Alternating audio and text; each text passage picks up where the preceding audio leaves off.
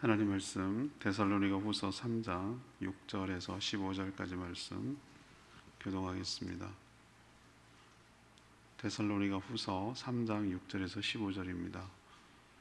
신약성경 336페이지. 오늘은 12월 30일 금요일 아침입니다.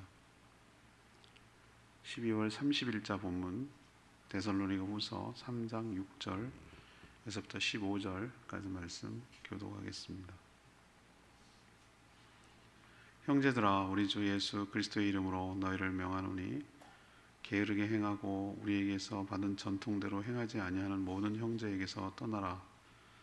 어떻게 우리를 본받아야 할지는 너희가 스스로 아나니 우리가 너희 가운데서 무질서하게 행하지 아니하며 누구에게서든지 음식을 값없이 먹지 않고 오직 수고하고 애써 주야로 일함은 너희 아무에게도 폐를 끼치지 아니하려 함이니 우리에게 권리가 없는 것이 아니요 오직 스스로 너희에게 본을 보여 우리를 본받게 하려 함이니라. 우리가 너희와 함께 있을 때에도 너희에게 명하기를 누구든지 일하기 싫어하거든 먹지도 말게 하라 하였더니 우리가 들은즉 너희 가운데 게으르게 행하며 도무지 일하지 아니하고 일을 만들기만 하는 자들이 있다 하니 이런 자들에게서 우리가 명하고 주 예수 그리스도 안에서 권하기를 조용히 일하여 자기 양식을 먹으라 하노라. 형제들아, 너희는 선을 행하다가 낙심하지 말라. 누가 이 편지에 한 우리말을 순종하지 아니하거든 그 사람을 지목하여 사귀지 말고 그로 하여금 부끄럽게 하라. 그러나 원수와 같이 생각하지 말고 형제같이 권면하라.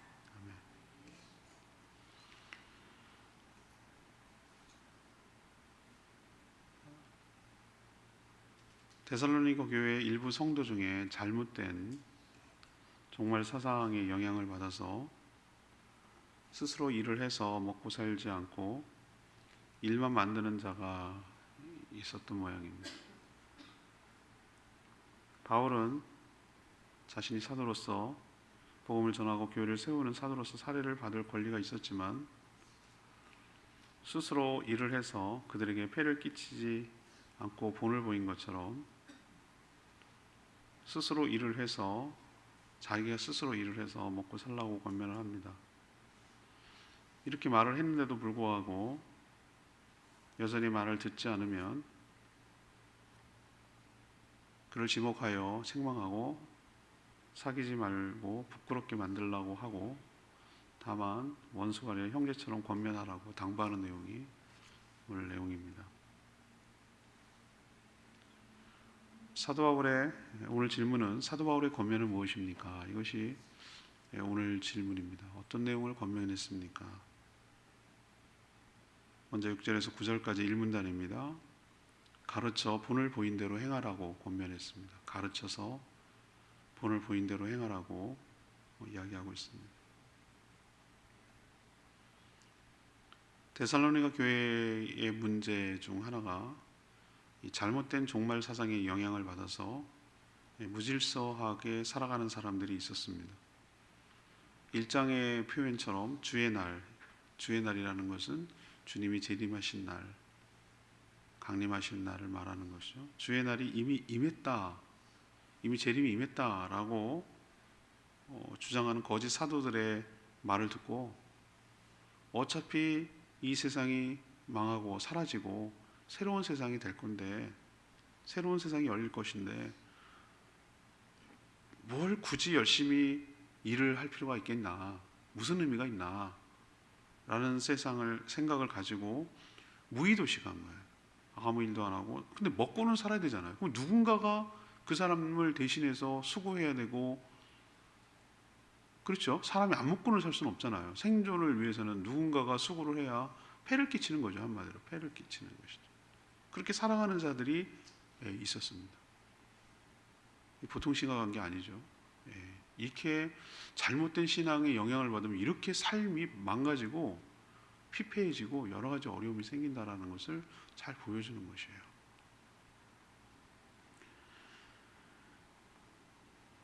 그래서 사도 바울은 자신이 데살로니가에 있을 때 그렇게 길게 있지 않았어요. 데살로니가 복음을 전하고 하도 핍박이 심해서 베레아로 피신했는데 데살로니가 있을 때 어떻게 자기가 살았는지 좀 생각해 봐라. 그리고 그 본을 보인 대로 본 받으라고 그렇게 권면하고 있습니다. 사도 바울은 복음을 전하는 사도로서 여기 집중하기 위해서 생활에 필요한 사례를 받을 권리가 있었어요.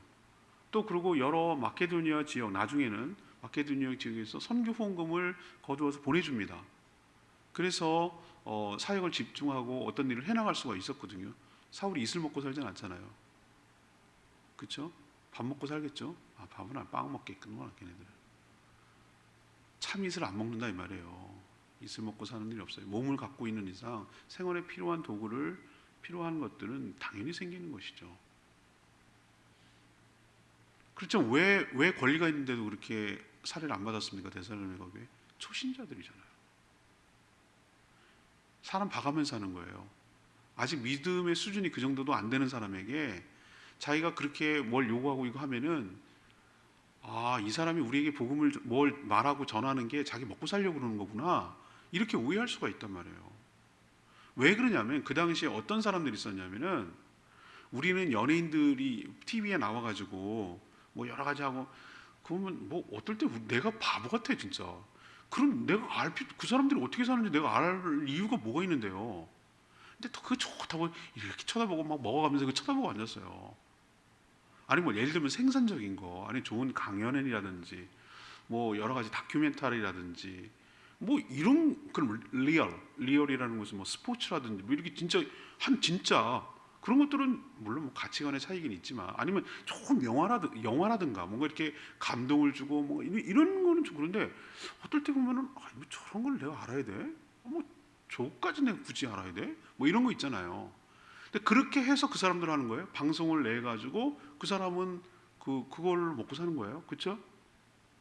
옛날에 텔레비가 없는데 어떡합니까? 옛날에 그렇게 안 하고 왜 그리스의 철학자들이 많이 발달했냐면 소피스트들이 많이 발달했냐면은 길거리에 나서서 요즘은 버킹 뭐라고 합니까? 버스킹 하는 것처럼 길거리에 나가지고 막 이렇게 막 한 가지 막 재미있는 얘기 뭐 만남도 하고 뭐 하고 막 얘기를 해요.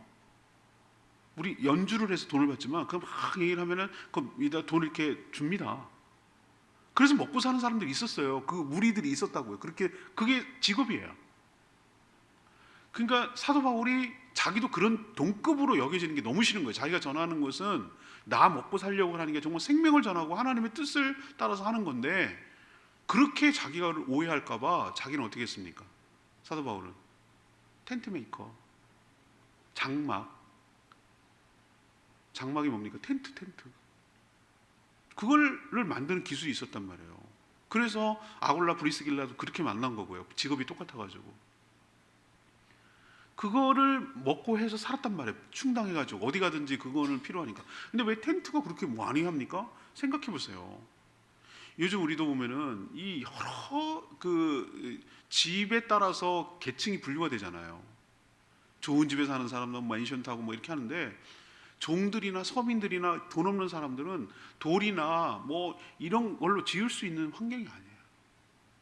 목축업을 하지 않는데도 불구하고 돈이 없어서 임시로 우리는 저는 하나도 낭만적이지 않아 보이는데 캠핑하는 거 있잖아요. 캠핑. 난 그렇게 그 돈 가지면 난 좋은 호텔에 들어가가지고 잘 먹고 잘 살겠다.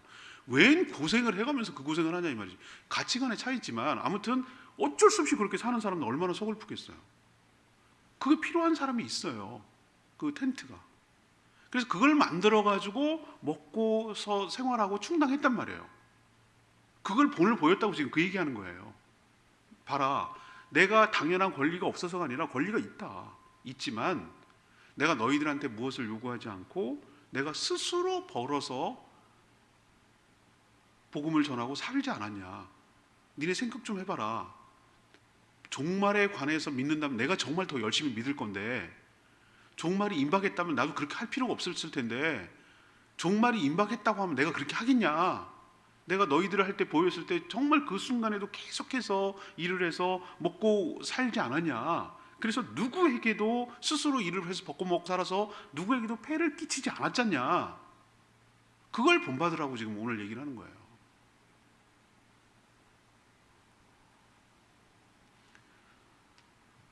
누구보다 종말을 더 잘 알고 믿었을 사도가 그런 삶의 본을 보였으니까 데살로니가 교회 성도들도 종말이 임박했다고 손에서 일을 놓지 말고 자기가 할 수 있을 때, 물론 뭐 장애가 있거나 아프거나 뭐 여러 가지 일을 못할 상황이 있죠. 나이가 들었거나 힘이 없거나 그런 경우는 누군가 가족들이 부양해야 되겠지만 멀쩡한 거 있잖아요. 멀쩡한 거 얼마든지 기술 있고 젊고 수적에 놀릴 수 있고, 그런데도 종말의 영향을 받아가지고 이런 식으로 맡겨진 일도 안 하고 남한테 폐해 끼치고 이렇게 살아가는 거, 이건 아니다라고 얘기하는 거. 이건 정상적인 올바른 신앙생활 아니다.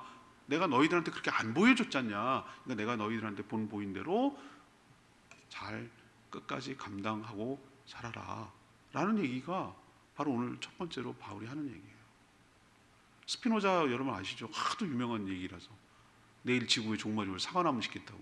내일 오는데 무슨 사과나무는 오래 걸려요. 오래 열매를 얻으려면 몇 년 걸려요. 그건 이게 뭐냐면은 내일은 내일이라도 오늘 내가 할 일은 최선을 다한다는 거예요. 우리도 이거를 우주적인 종말, 주님이 다시 오시는 종말도 생각할 수 있지만 우리 개인적인 종말이 있을 수 있잖아요. 어저께 그 우리 노예 목사님 찾아와서 밥 먹으면서 그 얘기했대요. 장인어른이 갑자기 돌아가셔서 사모님 아직도 슬퍼한대요. 젊은 나이에 돌아가셔가지고. 요즘은 70대는 젊어요. 아버지가 갑자기 돌아가시니까 너무 아버지 없어. 그리고 우는데 내 마음이 너무 안 좋은 거예요. 그렇구나, 딸한테는 아버지가 우리 귀도 그럴까 뭐 이런 생각도 하고 그랬는데, 뭐라고 했냐면 3일 전까지 돌아가시기 심장마비로 갑자기 돌아가셨는데 3일 전까지 사위한테 얘기했다는 거예요. 내가 10년 뒤를 생각하는 거예요. 본인은 10년 뒤까지 살 줄 알았어. 장기 기증하고 뭐 어쩌고저쩌고 그 얘기를 했다는 거예요. 그리고 갑자기 돌아가셨대. 내일을 우리가 어떻게 하냐고. 그렇지만 내일 어떻게 될 값이라도 그분처럼 10년 뒤를 생각하면서 뭔가를 준비하고 오늘 할 일을 최선을 다하고 오늘 성실하게 살고 그렇게 사는 것이 바로 성도의 삶이어야 할 줄로 믿습니다. 자, 두 번째, 그러면 뭘 본받으라는 거냐? 권면이 하는 게 뭐냐? 10절에서 12절 말씀이에요. 일을 해서 스스로 먹고 살라고. 일을 해서 스스로 먹고 살아. 충분히 일을 해서 먹고 살 수 있음에도 일을 하지 않고 남에게 폐를 끼치고 살아가는 자들을 향해서 사도 바울은 굉장히 단호하게 얘기해요. 아마 거기 있을 때도 그런 얘기 했던 모양이에요. 그런 말을 하지 않았냐 이렇게 얘기를 하는데 뭐라고 합니까? 일하기 싫거든 뭐 하지도 마라? 와, 이 말이 세상에, 난 이런 진짜 무서운 말이 어디 있냐고. 일하기 싫거든 먹지도 말래. 어떻게 사람이 안 먹고 살아요? 그러니까 일하란 얘기지. 얘기는 그 얘기죠. 이런 자를 향해서 뭐라고 표현합니까? 게으른 자라고 표현합니다. 게으른 자라고 분명하게 말합니다.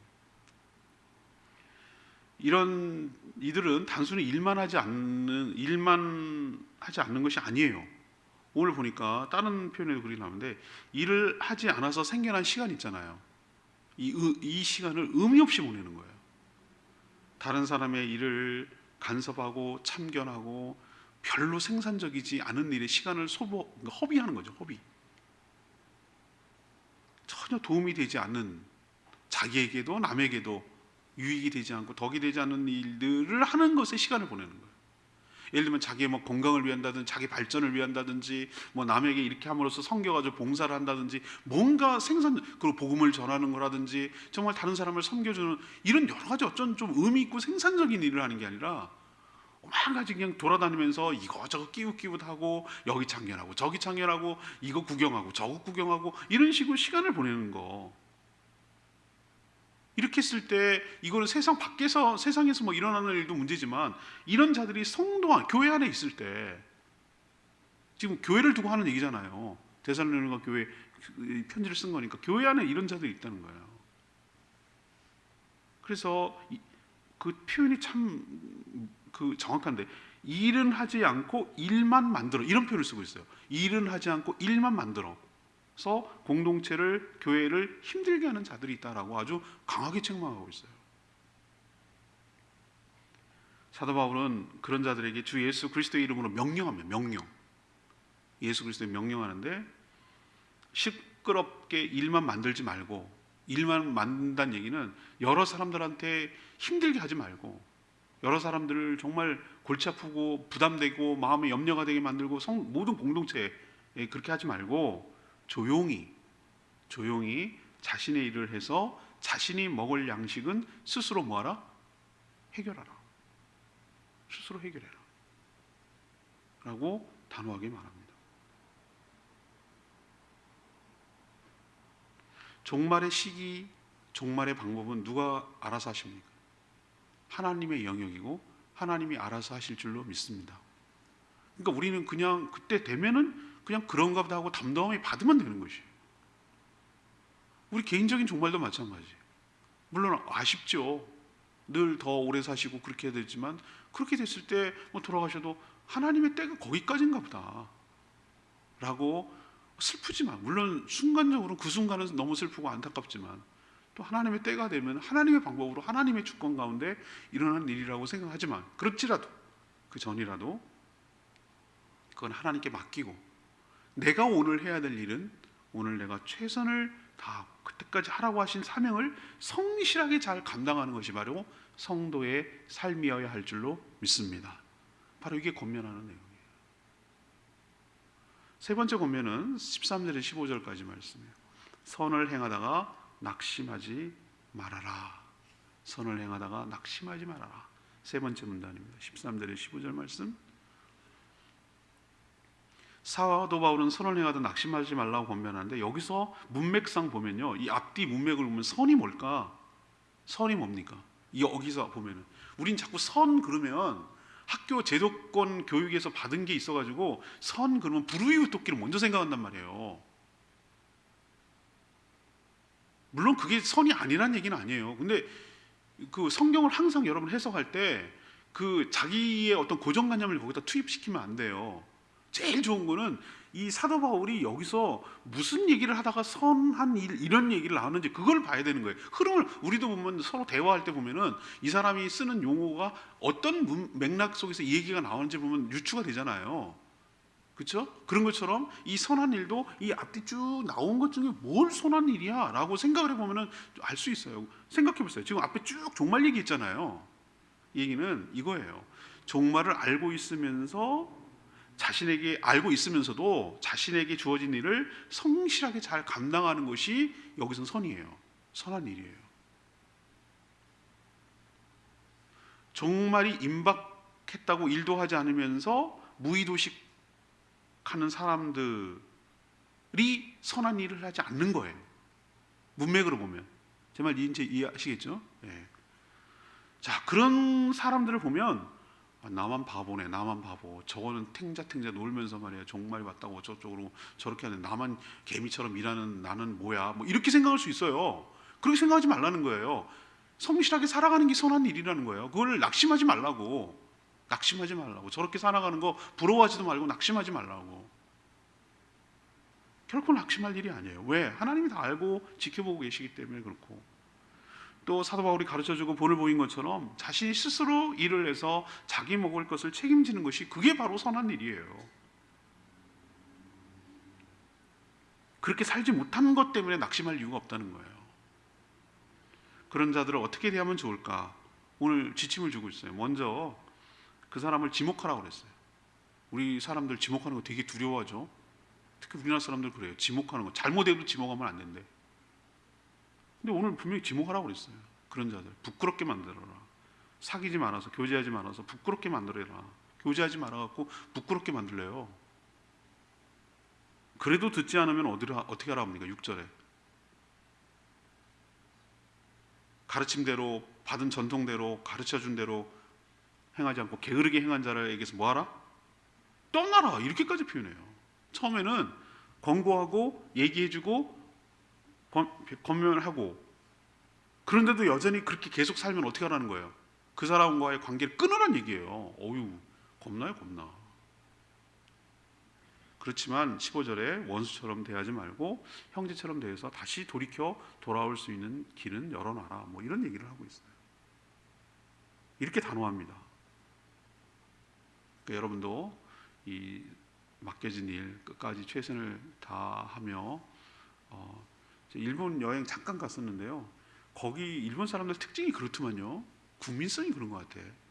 남한테 폐를 끼치는 것을 굉장히 싫어요. 굉장히. 그걸 굉장히 무례하다고 생각하다. 무례하다.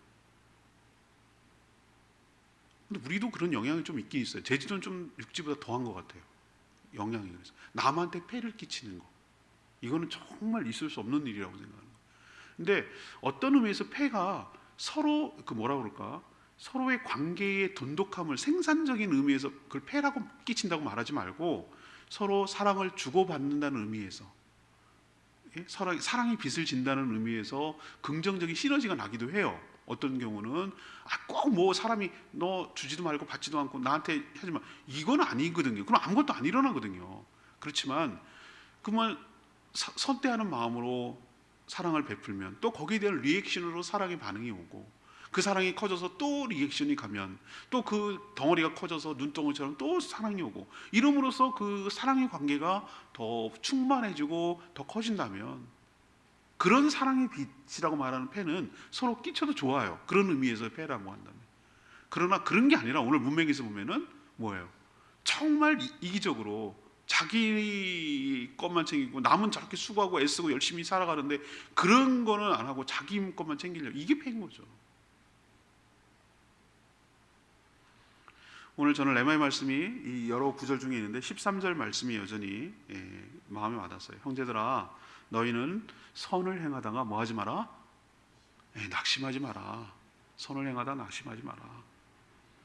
종말이 가까웠다고 누구는 일도 하지 않는데 그러고 사는데 자기만 열심히 일을 하면서 살아가는 것이 바보 같고 어리석게 사는 것 같고 그렇게 낙심이 될 때가 있어요. 사단은요 우리를 어떻게 신앙에서 떠나게 만드냐면은 낙심하게 만들어요. 낙심하게, 실망하게 만들고 좌절하게 만들어서 주의 일 뜻을 행하는데 이탈하게 만들어요. 사단이 쓰는 방법이 이거예요. 낙심하게 하는 거예요. 자, 포괄적 개념으로 봅시다. 무엇이 선행입니까? 문맥에서는 내가 알겠어요. 열심히 자기가 주어진 일을 최선을 다해서 남에게 폐를 끼치지 않고 살아가는 모든 행위들을 좁게 보면은 여기 문맥에서 보면은 그 얘기고 좀 우리는 확대해서 하면은 하나님의 뜻에 순종하며 살아가는 것이 선한 일인 줄 믿습니다. 하나님의 뜻의 가장 큰 뜻은 뭐냐면 딱 하나만 꼬집으라면 영혼을 군하여 주님의 제자 삼아 몸된 교회를 세우고 하나님 나라를 확장해 가는 거예요. 이게 하나님의 뜻이에요. 죽어가는 영혼을 구원하고 그 영혼을 주님의 제자로 삼아서 교회의 공동체를 만들고 교회 공동체가 세상에 영향을 주어서 이 땅이 하나님 나라가 되도록 하는 것이 하나님의 명쾌한 뜻인 줄 믿습니다. 그 일을 행하는데 우리는 얼마나 좌절이 되고 얼마나 낙심이 되고 얼마나 힘들지 몰라요, 여러분. 저는 아니겠어요? 저는 아니겠냐고. 낙심이 돼요. 그렇지만 낙심하지 말라고 오늘 얘기하잖아요. 선을 행하다가 낙심하지 마라. 계속해라. 포기하지 말고 주저하지 말고 낭망하지 말고 꾸준히 너에게 맡겨진 일을 감당하고 가라. 그 뜻이에요. 하나님의 뜻은 내일 종말이 닥쳐도 오늘 내가 해야 할 일을 하는 거예요. 보세요. 예수님이 비유를 그렇게 했잖아요. 종말에 두 사람이 뭐 하는 거예요? 맷돌을 갈다가 맷돌이 사극에서만 나오는 게 아니라 저는 실제로 봤다니까요. 콩 갈 때 그걸 한다고요. 콩물 낼 때 옛날에는 이렇게 해가지고 그냥 가지마 이거 했다고 이거. 어처구니가 거기서 나왔잖아. 어처구니 나무 그게 어처구니가 없는 거예요. 뭐 어처구니가 없지. 그걸 상황을 어처구니라고 그래요. 이거 없으면은 돌지를 못하니까 어처구니가 없는 거예요. 근데 이게 둘이 이렇게 갈고 있는데 예수님 비유할 때 뭐라고 했어요? 그때도 맷돌이 있었나 봐요. 갔는데 예수님이 오시는 때 공중 재림하실 때 한 사람은 올라가는 거예요. 휴거하는 거예요. 휴거. 한 사람 남는 거예요. 기가 막힌 운명의 갈림이에요. 하나는 천국, 하나는 지옥이에요. 근데 그때가 언젠지 어떻게 하냐고. 그런데도 둘은 뭐 하고 있어? 먹을 것을 위해서 둘이 갈고 있잖아. 무슨 뜻인지 아시겠어요? 그러니까 내가 내일 죽을 값이라도 오늘 모르지 내일이 어떻게 되는지. 그렇지만 오늘 내가 맷돌을 갈아야 되는 일은 성실하게 끝까지 성실하게 잘 감당하는 것이 성도의 삶이어야 할 줄로 믿습니다. 오늘 말씀 붙들고 기도하기 전에 479장 부르고 기도하겠습니다.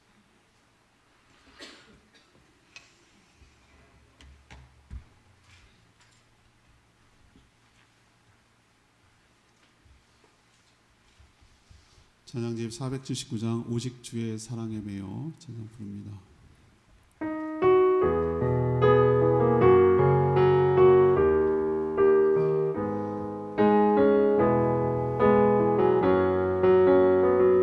오직 주의 사랑에 매여 오직 주의 사랑에 매여 내 영 기뻐 노래합니다. 이 소망의 언덕 기쁨의 땅에서 주께 사랑드립니다. 오직 주의 임재 안에 갇혀 내 영 기뻐 찬양합니다. 이 소명의 언덕 거룩한 땅에서 주께 경배드립니다. 주께서 주신 모든 은혜 나 하나님만 알 수 없네. 내 영혼 즐거이 주 다루렵니다. 주께 내 삶 드립니다. 맞습니다. 언제 올지 그건 하나님의 영역이고요. 오늘 내가 살아가야 되는 태도는 내일은 내일이고 종말은 하나님께 맡기고 오면은 하나님께서 우리를 구원하여 주실 줄 믿고, 그렇지만 오늘까지 내가 해야 할 일을 성실하게 잘 감당하는 것이 선한 일을 행하는 것이고 그것이 마땅한 줄 믿습니다. 잘못된 영향을 받아가지고 일도 하지 않냐고 일만 만드는 자는 그건 바른 신앙생활 태도가 아니에요. 남에게 폐를 끼치면 안 됩니다. 내가 할 수 있는 것은 최선을 다해서 남에게 부담을 주지 말고, 교회 공동체에 부담을 주지 말고 내 스스로 살아갈 수 있게 하는 것, 이게 바로 성도의 마땅한 태도인 줄 믿습니다. 주님을 부르시는 그날까지 하나님 내가 맡겨진 사명 허튼데 허비하지 않냐고 온전히 쓰며 의미 있게 살아가기를 원합니다. 주여 저희들의 삶을 주관하시고 저희들에게 성실한 마음을 주시옵소서. 주여 외치며 기도하겠습니다. 주여 하나님, 오직 주의 사랑에 매여 내 영 기뻐 노래합니다. 네 소망의 언덕 기쁨의 땅에서 주께 내 삶 드립니다. 오직 주의 임재 안에 갇혀 내 영 기뻐 찬양합니다. 이 소명의 언덕 거룩한 땅에서 주께 경배드립니다. 주께서 주신 모든 은혜 나 하나님만 알 수 없네. 내 영혼 즐거이 주 따르렵니다. 주께 내 삶 드립니다. 하나님, 저희도 주님이 가르쳐 주시고 본을 보이신 대로 살아가기를 원합니다.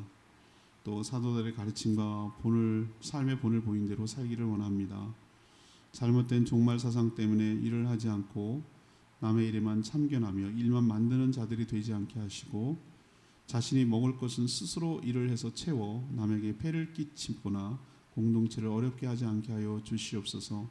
선행은 행하다가 낙심하지 않게 하시고, 또한 그렇게 사는 자들에게 권면하되 도무지 듣지 않으면 사귀지 말고 떠남으로 부끄럽게 하게 하여 주시되 형제로 늘 대하게 하여 주시옵소서. 오늘도 간구하는 기도 주님께서 응답하시고 주님과 동행하는 복된 하루 되게 하시며 오늘 해야 될 여러 가지 일들을 기쁜 마음으로 잘 감당하는 하루 되게 하시고, 또 얼마 남지 않은 올해 오늘 내일 잘 마무리하고 새해를 맞이할 수 있도록 하나님께서 은혜를 베풀어 주시옵소서. 특별히 오늘 졸업하는 우리 3명의 친구들 축복하시고, 또 더욱 강건해져서 또 중학교 올라가서도 학업을 잘 감당함으로 하나님 나라를 위해서 존귀하게 쓰임받는 복된 인생 하나님의 일꾼 다 될 수 있도록 축복하여 주시옵소서. 주님께 모든 것 맡기며 예수 그리스도의 이름으로 축복하며 기도합니다. 아멘. 오늘 하루도 주님의 은혜 가운데 살아가는 복된 하루 되기를 축복합니다. 충분히 기도하고 하루 시작하겠습니다.